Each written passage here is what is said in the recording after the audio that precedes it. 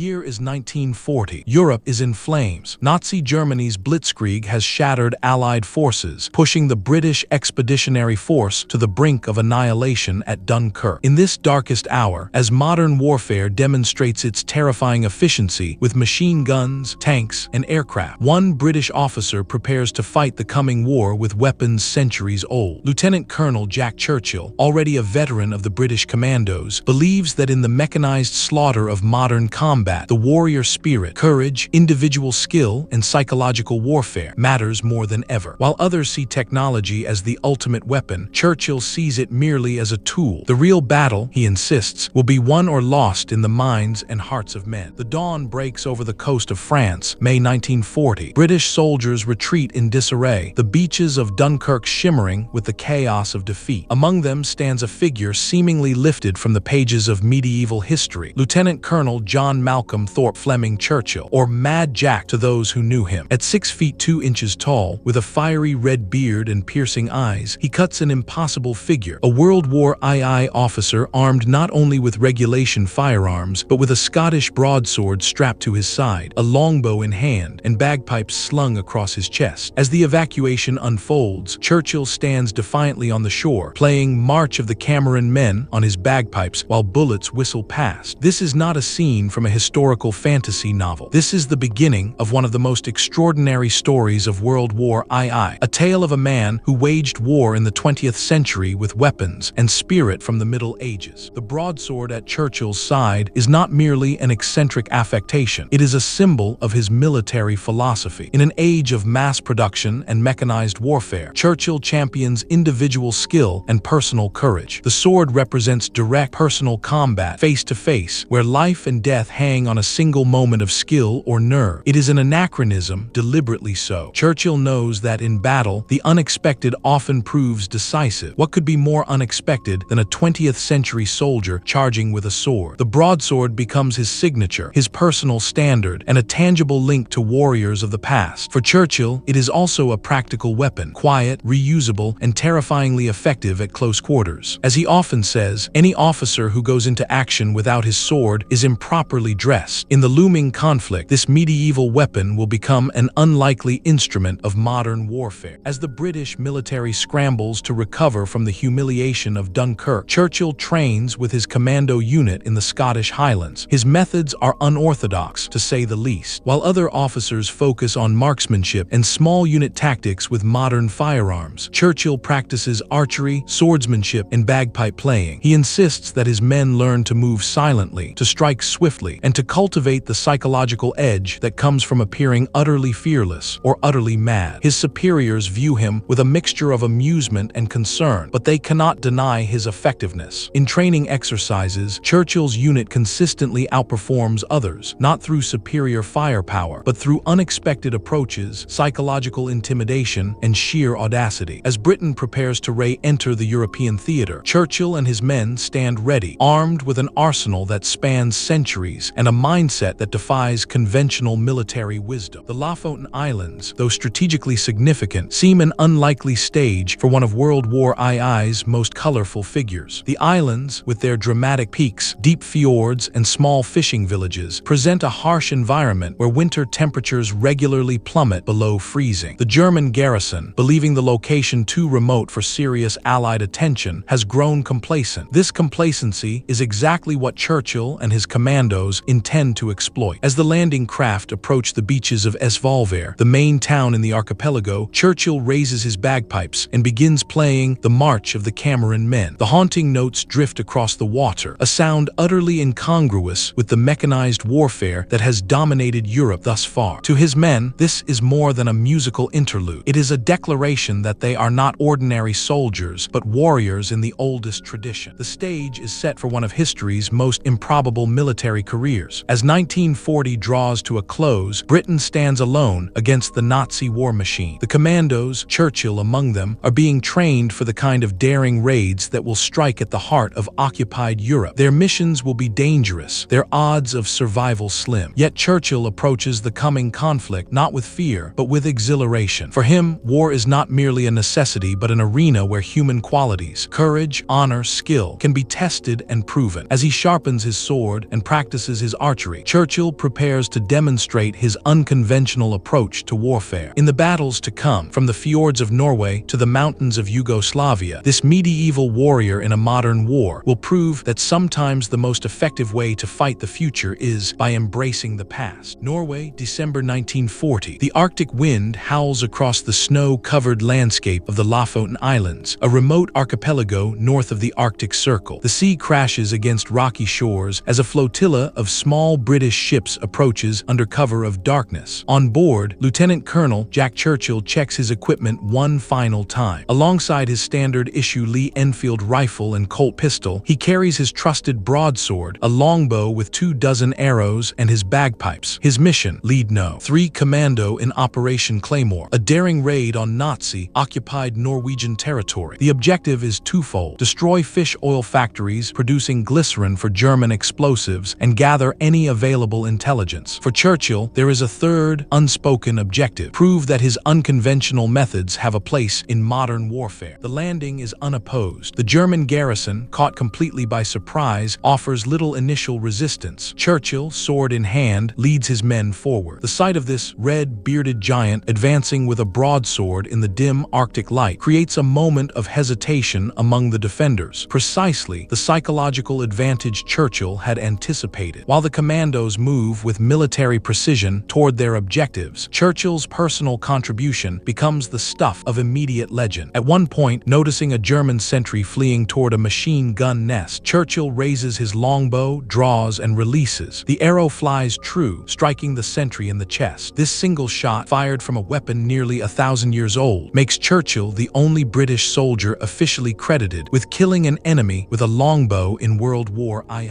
The raid continues with remarkable success. The fish oil factories, crucial to the German war effort, are destroyed with carefully placed explosives. Norwegian collaborators are arrested, and valuable German codebooks are seized. Churchill, meanwhile, seems to be enjoying himself immensely. At one point, he enters a German headquarters and, finding a case of fine brandy, helps himself to a bottle before continuing the mission. His men, initially skeptical of their eccentric commander, now fight with renewed vigor, inspired by his audacity and apparent invincibility. The broadsword at his side is no longer a curiosity, but a symbol of their unit's distinctive approach to warfare, one that combines modern military efficiency with ancient warrior spirit. The sword and the Salerno. The return to Britain turns Churchill and his men into instant celebrities. The press, hungry for good news after the disasters of 1940, seizes on the story of the mad commando who fought with medieval weapons. Churchill, ever mindful of his public image, plays up his eccentricities, giving interviews while casually cleaning his sword. Behind the theatricality, however, lies a serious military mind. Churchill has demonstrated that psychological warfare, surprise, and audacity can achieve results disproportionate to the numbers involved. The broadsword, which seemed like a ridiculous affectation to many, has proven its worth, not as a practical weapon for mass combat, but as a symbol that inspires allies and terrifies enemies. As the raid concludes, Churchill orders his men to withdraw. The operation has been a complete success with minimal casualties. Before leaving, Churchill plays his bagpipes once more, this time a triumphant tune that echoes across the fjord. The sound carries a message not only to his men, but to the German forces who will eventually discover the devastation. The British commandos are here, and they fight by their own rules. The broadsword, which Churchill carries throughout the operation, has become more than a weapon. It is now a psychological instrument, as terrifying to the enemy in its implications as any modern armament. As the commandos approach the landing zone, Churchill raises his bagpipes and begins playing "Will Ye No Come Back Again," a traditional Scottish tune. The sound carries across the water, reaching both his men and the German defenders. To the commandos, it is a signal that their distinctive commander is with them, leading from the front as always. To the Germans, it is an unnerving display of confidence, a psychological weapon intended to unsettle and confuse. As the boats ground on the shore, Churchill draws his broadsword and charges forward, a seemingly impossible figure in the chaos of modern warfare. His men, inspired by this display of personal courage, follow with renewed determination. The broadsword, glinting in the Italian sun, becomes a focal point for the assault. Churchill's success in Norway earns him a promotion to full colonel and greater responsibility in planning future commando operations, yet he refuses to change his ways. If anything, the Norway raid has reinforced his belief belief that the human element in warfare, courage, surprise, and psychological advantage, can overcome technological superiority. As Britain prepares for its next major offensive in the Mediterranean theater, Churchill begins training his men with even greater emphasis on unconventional tactics. The broadsword remains ever-present, cleaned, sharpened, and ready for its next appearance on the battlefield. In the coming campaigns, from the deserts of North Africa to the mountains of Italy, Churchill and his distinctive weapon will continue to challenge conventional wisdom about modern warfare. The Salerno landing represents one of the most challenging amphibious operations of the war thus far. German forces, under the command of Field Marshal Albert Kesselring, have established formidable defensive positions known as the Gustav Line. The terrain favors the defenders, with mountains providing natural strongpoints and clear lines of fire across the coastal plains. Allied intelligence has underestimated the German strength and determination, and the initial landings meet fierce resistance. As the situation deteriorates and the beachhead becomes threatened, Churchill's 2nd Commando Brigade is ordered to secure a critical flank position near the town of Vitry-sur-Mer. The mission is dangerous, almost suicidal, but Churchill accepts with characteristic enthusiasm. The Norway raid also establishes Churchill's reputation among the German high command. Intelligence reports begin circulating about this unorthodox British officer who fights like a medieval knight but commands with modern tactical skill. To the Germans, Churchill becomes something of a boogeyman, a figure who represents the unpredictable and perhaps irrational nature of their British enemies. This psychological advantage, deliberately cultivated by Churchill, will pay dividends in future operations. The broadsword, once merely a personal eccentricity, has now become a recognized symbol of British defiance and fighting spirit. In the darkest days of the war, when Britain stands virtually alone against the Nazi war machine, Churchill and his anachronistic weapon remind the world that some things cannot be measured in guns and tanks alone. Italy, September 1943. The sun beats down on the rocky coastline of Salerno as Allied landing craft approach the shore. Operation Avalanche, the invasion of mainland Italy, is underway. Among the thousands of soldiers preparing to assault the German defenses is Colonel Jack Churchill, now commanding the 2nd Commando Brigade. As the boats near the beach, Churchill stands at the prow, broadsword in hand, bagpipes under his arm. The past 3 years have seen him lead raids across occupied Europe, from France to Norway, each time proving the effectiveness of his unconventional methods. Now, as the Allies attempt to crack the German defensive line in southern Italy, Churchill prepares for perhaps his most audacious display yet. The broadsword that has become his trademark is no longer just a personal affectation. It is now a recognized symbol of the commando spirit, inspiring his men and striking fear into the enemy. The Partisan's Night. The Salerno operation eventually succeeds in establishing a firm Allied foothold in southern Italy, but at significant cost. Churchill's 2nd Commando Brigade has played a crucial role in this success, demonstrating the effectiveness of specialized assault forces in modern warfare. As the Allies prepare to advance north toward Rome, Churchill looks to future operations. The broadsword that has carried him through Salerno remains ever-present, cleaned and sharpened for the next battle. In the coming months, as the war in Italy intensifies and the Allies face the formidable defenses of the Gustav Line, Churchill and his distinctive weapon will once again be at the forefront, challenging conventional wisdom and proving that the human element in warfare remains as important as ever. The fighting is intense and brutal. German machine guns rake the beach as mortars fall among the landing craft. Casualties mount, but the commandos press forward, driving the defenders from their positions. Churchill, in the thick of the action, uses his sword not as a primary weapon, but as a symbol of leadership. He moves among his men, directing the assault with calm authority, the broadsword serving as a pointer and a reminder of their shared identity as warriors. At one point, when a group of his men becomes pinned down by enemy fire, Churchill leads a small flanking attack that catches the Germans by surprise. The element of confusion created by this medieval charge in the midst of a modern battle proves decisive. The German position is overrun, and the commandos secure their objective. Churchill's mission in Yugoslavia is multifaceted. Officially, he is to coordinate British support for the partisans, provide training in specialized tactics, and gather intelligence on German dispositions. Unofficially, he has been given a free hand to conduct operations against German forces in whatever manner he sees fit. This latitude perfectly suits Churchill's unconventional approach to warfare. Upon arriving in partisan territory, he immediately establishes his presence presence by playing his bagpipes, a sound that echoes through the mountain valleys and announces to all that the British have arrived. The partisans, initially skeptical of this flamboyant British officer, are quickly won over by his personal courage and willingness to share their hardships. The broadsword he carries fascinates them, reminding many of their own medieval heroes who fought against foreign invaders. The Salerno campaign tests Churchill's methods to their limits. The Germans, having learned of this unorthodox British officer, begin adapting their tactics. They no longer underestimate the man with the sword. Instead, they recognize him as a serious threat who must be dealt with. This recognition, however, plays into Churchill's hands. The more attention the Germans devote to countering his psychological tactics, the less they can focus on conventional military operations. The broadsword, which once seemed like a ridiculous eccentricity, has now become a strategic asset, diverting enemy resources, unsettling enemy troops, and inspiring Allied forces. As the beachhead is gradually consolidated, Churchill's role expands beyond that of a traditional brigade commander. He establishes his headquarters in a captured German bunker, where he continues to display his eccentricities. The broadsword hangs prominently on the wall, alongside maps and modern communication equipment. Churchill receives reports, issues orders, and plans future operations, all while maintaining the distinctive style that has become his trademark. Visitors to his headquarters are often startled to find this seemingly anachronistic figure directing a modern military operation with skill and precision. The sword, far from being a mere affectation, has become an integral part of Churchill's leadership style, a tangible link to military traditions that emphasize personal courage and direct action. As the campaign in southern Italy grinds on, Churchill's reputation continues to grow. He becomes known not only among the British forces but throughout the Allied armies. Soldiers from various units request transfers to his command, drawn by the prospect of serving under an officer who leads from the front and values individual initiative. The broadsword becomes a coveted symbol. Men who serve with Churchill are recognized by a small sword insignia they wear with pride. This esprit de corps, deliberately cultivated by Churchill, proves invaluable in the brutal fighting of the Italian campaign. When morale flags and casualties mount, the sight of their commander advancing with sword in hand renews the men's determination. Yugoslavia, spring 1944. The Dinaric Alps rise like jagged teeth against the horizon, their snow-capped peaks towering over deep valleys and rushing rivers. In this remote and rugged terrain, a different kind of war is being waged, not the set-piece battles of conventional armies, but a brutal struggle between German occupation forces and communist-led partisans. Into this complex and dangerous environment comes Colonel Jack Churchill, now commanding the 2nd Commando Brigade in support of the partisan resistance. As he moves through the mountain trails, Churchill cuts an impossible figure, a British officer in full uniform, broadsword at his side, moving among the ragged guerrilla fighters who have been waging a desperate war against the Nazis for nearly 3 years. The sword that has become his trademark is no longer just a symbol of his personal eccentricity. It is now a bridge between the modern British military and the ancient traditions of Balkan warfare. The last charge. As summer gives way to autumn, Churchill's operations in Yugoslavia intensify. He leads his men on a series of raids against German communications lines, supply depots, and isolated outposts. Each operation is conducted with a blend of modern military precision and ancient warrior spirit. The broadsword is always present, whether Churchill is planning an operation in his headquarters or leading an assault from the front. To his men, both British and Yugoslav, the sword represents a connection to a warrior tradition that transcends the mechanized slaughter of modern warfare. It is a reminder that courage, honor, and individual skill still have a place on the battlefield, even in the age of machine guns and tanks. The Yugoslav theater of war presents unique challenges and opportunities. Unlike the conventional battlefields of North Africa or Italy, Yugoslavia is a land of guerrilla warfare, where small bands of fighters strike at isolated German outposts and then disappear into the mountains. The terrain favors the defender, with numerous natural strongpoints and limited lines of communication. German forces, though technologically superior, find themselves constantly harassed and unable to bring their full strength to bear. Into this environment, Churchill introduces his distinctive brand of psychological warfare, using the broadsword not as a practical weapon, but as a symbol of resistance that transcends cultural and linguistic barriers. Northern Italy, April 1945. The spring rains have turned the Po Valley into a quagmire, but the Allied advance continues inexorably northward. northward. German forces, though battered and outnumbered, still mount fierce resistance, determined to delay the inevitable as long as possible. Into this maelstrom comes Brigadier Jack Churchill, recently promoted and now commanding the 2nd Commando Brigade in the final offensive of the Italian campaign. The broadsword that has been his constant companion throughout the war is still at his side, its blade polished and ready. After years of fighting across Europe, from the fjords of Norway to the mountains of Yugoslavia, Churchill is about to face his greatest challenge, leading his men in one of the largest and most complex operations of the war, while also confronting the reality that the conflict he has embraced so thoroughly is finally drawing to a close. The relationship between Churchill and the partisan leadership, particularly Marshal Josip Broz Tito, is complex and often strained. Tito, a pragmatic communist revolutionary, views Churchill's flamboyant style with a mixture of amusement and suspicion. Yet he cannot deny the effectiveness of Churchill's methods or the boost in morale that the British officer provides to his fighters. Churchill, for his part, respects the partisans' courage and resilience while remaining critical of their communist ideology. This delicate balance is maintained through mutual respect and a shared commitment to defeating the Nazis. The broadsword, in this context, becomes a symbol of something larger than either man, a representation of the universal struggle against oppression that transcends political differences. The success of the Scheibnik raid establishes Churchill's reputation among both the partisans and the Germans. To the partisans, he is a figure of almost mythic proportions, a warrior from another time who has come to aid their struggle. To the Germans, he becomes a priority target, with orders circulated to capture or eliminate the British officer with the sword. This recognition plays directly into Churchill's strategy. The more resources the Germans devote to hunting him, the fewer they have available to combat the growing partisan resistance. The broadsword, once merely a personal affectation, has now become a strategic asset, diverting enemy attention, inspiring allies, and striking fear into opponents. Churchill's first major operation in Yugoslavia comes in May 1944, when he leads a combined force of commandos and partisans against a German garrison in the town of Scheibnik on the Dalmatian coast. The attack is carefully planned to maximize surprise and psychological impact. As the force approaches the town under cover of darkness, Churchill positions himself at the head of the assault column, broadsword in hand. At the predetermined moment, he gives the signal to attack, not with a radio or flare, but by playing the Black Bear on his bagpipes. The sound carries through the night, startling the German defenders and signaling the beginning of the assault. The commandos and partisans surge forward, catching the garrison completely by surprise. The broadsword, though not used in actual combat during this operation, becomes a focal point for the attacking force, a visible symbol of their unity and purpose. By late 1944, as German forces begin to retreat across Yugoslavia, Churchill's role shifts from offensive operations to securing the territory liberated by the partisans. He establishes training centers where commandos instruct partisan fighters in modern military tactics, while also learning from the guerrillas' experience in irregular warfare. Throughout this period, the broadsword remains a constant presence in Churchill's activities, whether he is inspecting troops, planning operations, or simply moving through the countryside. To the local people, who have suffered under German occupation for years, the sight of this British officer with his ancient weapon becomes a symbol of hope, a promise that the old ways of courage and honor will ultimately triumph over modern tyranny. Captivity and escape. The initial phase of Operation Grapeshot unfolds with remarkable success. Allied forces break through the German defenses along the Senio River and begin pushing northward. Churchill's brigade is tasked with seizing a strategically vital bridge across the Ronco River near the town of Forli. The bridge is heavily defended and rigged for demolition, making its capture both difficult and urgent. As the commandos approach their objective under cover of darkness, Churchill positions himself at the head of the assault force. At the critical moment, he gives the signal to attack, not with a radio or flare, but by playing the March of the Cameron Men on his bagpipes. The sound carries through the night, startling the German defenders and signaling the beginning of the assault. As the offensive continues and German forces begin to retreat across northern Italy, Churchill's brigade is given a new mission: pursue the retreating enemy and prevent their escape across the Po River. This pursuit becomes a race against time, with Churchill's men moving rapidly to seize key points before the Germans can establish new defensive positions. Throughout this period, Churchill displays the same energy and enthusiasm that has characterized his entire military career. He leads from the front, sharing the hardships of his men and constantly seeking opportunities to strike at the retreating enemy. The broadsword remains ever present, a constant reminder of the distinctive approach that has made his brigade so effective. The Allied plan for the spring offensive in Italy, codenamed Operation Grapeshot, is ambitious in scope. Multiple armies will coordinate to break through the German defenses along the Po River, encircle enemy forces, and open the way into Austria and southern Germany. Churchill's 2nd Commando Brigade is assigned a critical role in this operation, conducting specialized assaults to seize key bridges, disrupt German communications, and prevent the destruction of infrastructure that will be needed for the Allied advance. It is a mission perfectly suited to Churchill's unconventional approach to warfare, combining precise military planning with the element of surprise and psychological warfare that he has perfected throughout the conflict. As the offensive begins on April 9, 1945, Churchill prepares his men for the coming battle. In a briefing held under camouflage netting near the front lines, he outlines the plan with characteristic clarity and enthusiasm. Maps are spread across a rough table, showing the objectives and timelines for the operation. Throughout the briefing, the broadsword hangs prominently at Churchill's side, a visible reminder of the distinctive approach that has made his brigade one of the most effective units in the theater. His men, veterans of numerous campaigns under his command, need no reminder of their leader's capabilities. They have seen him lead from the front, share their dangers, and inspire them with his courage. The sword is not just a weapon, but a symbol of their shared identity and purpose. The final days of the war in Europe find Churchill and his men near the town of Bonneville, where they accept the surrender of a German column that includes elements of the 42nd Jäger Division. The surrender ceremony is conducted with appropriate military formality, but with a distinctive Churchill touch. As the German officers approach to surrender their weapons, Churchill stands with his broadsword drawn, an unspoken reminder that they are surrendering not just to Allied military power, but to a warrior tradition that transcends the mechanized warfare of the 20th century. The German officers, many of whom have heard of this unorthodox British officer, seem to understand the symbolism. They surrender not only their weapons but their honor, recognizing that they have been defeated by a force that combines modern military efficiency with ancient warrior spirit. The fighting at the Ronco River Bridge is intense and brutal. German machine guns rake the approach to the bridge as mortars fall among the advancing commandos. Casualties mount, but the assault continues with grim determination. Churchill, in the thick of the action, moves among his men, directing the assault with calm authority. The broadsword, though not used in actual combat during this operation, serves as a focal point for the attacking force, a visible symbol of their unity and purpose. At one point, when a group of commandos becomes pinned down by enemy fire near the bridge approach, Churchill leads a small flanking attack that catches the Germans by surprise. The element of confusion created by this movement proves decisive. The German position is overrun, and the bridge is secured before it can be destroyed. With the surrender of German forces in Italy on May 2, 1945, Churchill's war in Europe comes to an end. The broadsword that has been his constant companion throughout the conflict is finally sheathed, its work done. Yet even as peace descends across the continent, Churchill remains restless. The war that has defined his life for nearly 6 years is ending, but his sense of purpose remains undiminished. In a letter to a fellow officer written shortly after the German surrender, Churchill reflects on his experiences. "We have fought with weapons old and new, but always with the same spirit. The sword may seem an anachronism in the age of the atom, but the courage it represents is timeless. That is what has carried us through, and that is what will endure long after the guns are silent." The broadsword, which began as a personal eccentricity, has become a symbol of something far greater, the enduring power of the human spirit in the face of overwhelming adversity. The escape, however, is short-lived. The group has not gone far when they are challenged by a German patrol. In the confusion that follows, Churchill is recaptured, while several of his companions manage to escape. He is returned to the camp under heavy guard and placed in solitary confinement as punishment. The Germans, though defeated, are determined to maintain discipline and make an example of this troublesome British officer. For Churchill, the failure of the escape attempt is a bitter blow, but it only strengthens his resolve to try again. Germany, May 1945. The war in Europe is officially over, but for Brigadier Jack Churchill, a new and unexpected battle is just beginning. While accepting the surrender of German troops near Bonneville, Churchill and a small patrol have ventured into what they believe is secured territory. In the confusion of the final days of the war, they stumble upon a unit of Waffen SS soldiers who, unaware that their commanders have surrendered, are still fighting. In the brief but violent firefight that follows, Churchill is captured. The broadsword that has been his constant companion throughout the war is taken from him, a symbolic separation from the identity he has forged over the past 6 years. Thus begins the final chapter of Churchill's wartime experience, one that will test his courage and resilience as severely as any battle. The second escape attempt comes in late June 1945. By this time, the camp is under the control of American forces, who are in the process of repatriating Allied prisoners. The atmosphere is chaotic, with prisoners being processed and transported to collection points for their return home. In this confusion, Churchill sees an opportunity. During a transport operation, he manages to slip away from his guards and disappear into a nearby forest. For the next several days, he lives off the land, using the survival skills learned during his commando training. He moves only at night, avoiding roads and populated areas, and gradually makes his way toward what he hopes is Allied territory. On the appointed night, Churchill and his companions put their plan into action. Using a homemade wire cutter concealed in a piece of bread, they create an opening in the fence just large enough to crawl through. One by one, they slip through the gap and disappear into the darkness. Churchill, the last to go, pauses briefly to look back at the camp that has held him captive for the past month. Then, with the same determination that has characterized his entire military career, he crawls through the opening and begins his journey to freedom. The broadsword may be gone, but the spirit it represents, courage, resilience, and defiance, remains as strong as ever. As news of Germany's unconditional surrender spreads, even to these remote mountain areas, the treatment of prisoners begins to improve. Churchill and his fellow captives are transferred to a more permanent camp near the town of Spittal in Der Drau in Austria. The camp, designated WWII, holds Allied officers from various nations. Here, Churchill finds himself among a diverse group of prisoners, including British, American, French, and Polish officers. The atmosphere is tense but hopeful, as everyone realizes that the war is ending and their liberation is imminent. Yet Churchill, ever the warrior, begins planning his escape, convinced that he must regain his freedom by his own efforts rather than wait for rescue. The first escape attempt comes in early June 1945. Working with a group of British officers, Churchill identifies a weakness in the camp's perimeter defenses, a section of fence near a drainage ditch that is poorly lit and infrequently patrolled. The plan is simple. During the night, a small group will cut through the fence and slip away into the surrounding countryside. Churchill, drawing on his commando training, takes charge of the operation, assigning roles and establishing a timeline. The escape is set for the night of June 7, 1945, during a period of reduced guard activity. On July 5, 1945, after nearly a week on the run, Churchill encounters an American patrol near the town of Villach in Austria. Initially mistaken for a German soldier trying to evade capture, he is nearly shot before he can identify himself. Once his identity is confirmed, he is taken to an American military headquarters, where his story is met with disbelief and then admiration. The broadsword may still be in German hands, but Churchill has regained his freedom through the same combination of courage, skill, and determination that has characterized his entire military career. As he later writes in his journal, "The sword is lost, but not the spirit. That is what matters in the end." The initial days of captivity are particularly harsh. Churchill and his fellow prisoners are transported to a temporary holding facility near the town of Toblach in the South Tyrol. The conditions are primitive and the treatment brutal. The German guards, many of whom are die-hard Nazis who refuse to accept defeat, vent their frustration on their captives. Churchill, however, refuses to be cowed. When ordered to perform manual labor, he does so with a dignity that infuriates his captors. When questioned about his identity and rank, he gives only his name, rank, and serial number, as required by military convention. The broadsword may be gone, but the spirit it represents remains unbroken. T.I. Letter 1E BFP. The legend and the man. Churchill's return to British forces is met with celebration and relief. He has been listed as missing in action for nearly 2 months, and many had assumed he was dead. His remarkable story of survival and escape quickly spreads through the ranks, adding yet another chapter to his already legendary status. In a ceremony held shortly after his return, he is awarded the Distinguished Service Order for his leadership and gallantry throughout the Italian campaign. The broadsword, though still missing, is symbolically present in the hearts and minds of all who serve with him, a reminder of the courage and resilience that has carried them through the darkest days of the war. England, autumn 1945. The war that defined a generation is over, over, and a nation begins the slow process of healing and rebuilding. In the quiet countryside of Surrey, Brigadier Jack Churchill attempts to adapt to a life without conflict. The broadsword that was his constant companion through 6 years of war now hangs above the fireplace in his cottage, a silent reminder of the extraordinary journey that has brought him to this moment. Yet for Churchill, the transition from warrior to civilian is far from smooth. The intensity, purpose, and camaraderie of military service have left a void that peacetime activities cannot fill. As the nation celebrates victory and looks toward the future, Churchill finds himself looking back, reflecting on the war, his role in it, and the meaning of the distinctive approach to warfare that has made him both famous and controversial. The publication of his memoirs in 1946 brings Churchill a new kind of recognition. Reviews are generally positive, with many critics praising his honest account of the war and his thoughtful reflections on the nature of combat. Some military professionals, however, remain skeptical of his methods, viewing them as eccentricities that, while successful in specific circumstances, have limited relevance to modern warfare. Churchill addresses these criticisms directly in a series of lectures at the Staff College, Camberley, where he argues that psychological warfare, surprise, and the cultivation of warrior spirit are not mere eccentricities but essential components of military effectiveness that have been neglected in favor of technological solutions. The broadsword that has become so closely associated with Churchill's wartime persona returns to public attention in 1947 when it is discovered among captured German military artifacts in Berlin. How it got there remains a mystery, but Churchill is delighted to be reunited with the weapon that has become such an important part of his identity. In a ceremony covered by the press, he formally accepts the sword from British military authorities, using the occasion to speak about the values it represents. This sword, he tells the assembled reporters, is not just a piece of steel. It is a symbol of the warrior spirit that has sustained soldiers through the ages. In the age of the atom bomb, we need that spirit more than ever, not to glorify war, but to remind us of the human cost of conflict and the courage required to face it. The immediate post-war period brings Churchill a measure of celebrity that is both flattering and uncomfortable. Newspapers run sensational stories about the mad commando who fought with medieval weapons, often embellishing his exploits for dramatic effect. The broadsword, in particular, becomes a symbol of his wartime persona, featured in photographs, newsreels, and articles that portray Churchill as a figure from another time, a medieval knight transplanted to the battlefields of the 20th century. While Churchill appreciates the recognition, he grows increasingly frustrated with the sensationalism, feeling that it trivializes the serious military philosophy behind his unconventional methods. In an effort to set the record straight, Churchill begins work on his wartime memoirs. The writing process is both cathartic and challenging, forcing him to confront memories that he has long suppressed. He writes of the fear and chaos of combat, the loss of comrades, and the moral complexities of war. Yet through it all, he maintains his belief in the values that the broadsword represents: courage, honor, and the importance of the individual warrior spirit, even in the age of mechanized warfare. In one passage, he reflects, "They call me mad because I carried a sword into battle. But what is madness in this context? Is it mad to believe that in the age of the machine, the human spirit still matters? Is it mad to think that courage and individual skill can triumph over mere technology? I think not. The sword was not a relic of the past, but a statement about the future, a future where I hope we never forget the human element in warfare." The end story. Section conclusion. Epilogue. The Sword's Edge. The story of John "Mad Jack" Churchill stands as a testament to the enduring power of individual spirit in the face of overwhelming mechanization. In an age defined by the efficiency of industrial warfare, where men became mere cogs in a military machine, Churchill dared to be different. He carried a broadsword not as a mere eccentricity, but as a profound statement about the nature of courage and the timeless qualities of a warrior. His journey through the battlefields of World War II, from the fjords of Norway to the mountains of Yugoslavia, from the beaches of Salerno to the final offensive in Italy, challenges our understanding of modern warfare and reminds us that even in the most technologically advanced conflicts, the human element remains decisive. Churchill's post-war life is not without its struggles. The transition from the intensity of military service to the routines of civilian life is difficult, and he experiences periods of depression and restlessness. He tries various occupations: journalism, farming, even a brief stint as a male model, but none provide the sense of purpose and fulfillment that he found in the military. The broadsword continues to hang above his fireplace, fireplace, a silent reminder of the time when he knew exactly who he was and what he was meant to do. In a moment of reflection, he writes in his journal, "They say that war is hell, and so it is. But there is a clarity in combat that is hard to find elsewhere. You know what matters, what you are willing to die for. In peace, everything is complicated, ambiguous. I miss that clarity, that certainty of purpose." By the early 1950s, Churchill has found a new sense of direction as an advocate for veterans' issues and military reform. He uses his celebrity status to draw attention to the challenges faced by returning servicemen, arguing that the nation has a moral obligation to care for those who have sacrificed so much. At the same time, he continues to speak and write about military matters, emphasizing the importance of physical fitness, marksmanship, and psychological preparedness. The broadsword, once a weapon of war, has become a symbol of his advocacy, representing not only the warrior spirit of the past, but also the potential for courage and resilience in the face of future challenges. Today, as we face new challenges in an increasingly complex world, the lessons of Churchill's wartime experience remain relevant. The broadsword that once hung above his fireplace now hangs in a museum, a tangible link to a different time and a different way of thinking about conflict. Yet the values it represents, courage, honor, leadership, and the importance of the individual spirit, are as important now as they were during the darkest days of World War II. In a world where technology often seems to be driving us apart, Churchill's story reminds us that our shared humanity, our capacity for courage, and our ability to inspire one another are the qualities that will ultimately determine our future. As the Cold War begins to dominate international relations, Churchill finds himself increasingly concerned about the direction of military thinking. The development of nuclear weapons and the doctrine of massive retaliation seem to render individual courage and skill irrelevant in the face of potential annihilation. Churchill argues passionately against this trend, insisting that even in the nuclear age, most conflicts will be fought with conventional weapons, and the human element will remain decisive. In a 1948 article for a military journal, he writes, "The atomic bomb may change the scale of warfare, but it cannot change its nature. War is still about human beings, about courage, fear, leadership, and morale. The soldier who understands these truths will always have an advantage over the one who relies solely on technology." The legacy of Churchill and his broadsword extends far beyond his personal exploits. In a world increasingly dominated by technology and automation, his story asks us to consider what might be lost if we neglect the cultivation of individual courage, skill, and psychological resilience. The sword that Churchill carried was not merely a weapon from the past, but a symbol of a future where human qualities are not subordinated to technological solutions. His success in battle, proven through the capture of objectives, the inspiration of his men, and the fear instilled in his enemies, demonstrates that the most effective approach to warfare is not always the most conventional or technologically advanced.